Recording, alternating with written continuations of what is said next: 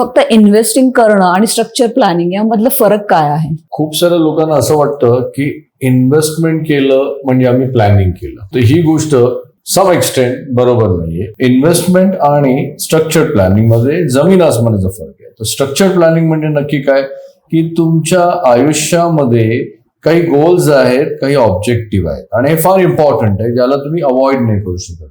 Say for example, आज तुम्ही 40 वर्षाचे आहात, इथून पुढच्या 15 वर्षानंतर तुम्ही तुमच्या जॉब मधून म्हणा किंवा प्रोफेशन म्हणून वयाच्या 55 वर्षी 60 वर्षी एक एक्झिट करणार, ज्याला आपण रिटायरमेंट प्लॅनिंग म्हणू शकतो. तो प्रत्येक व्यक्ती त्याच्या आयुष्यामध्ये रिटायरमेंट प्लॅनिंगला अवॉइड करू शकत नाही. त्या व्यतिरिक्त तुमच्या मुलांचं फ्युचर सेट करणं, एज्युकेशन सेट करणं, त्यांचं मॅरेज सेट करणं, हे गोल्स आणि ऑब्जेक्टिव्ह एका सर्वसामान्य व्यक्तीच्या लाईफमध्ये, अप्पर मिडल क्लास असू दे किंवा वेल्दी असू दे, रिच लोक पण हे गोल्स सेट करतात.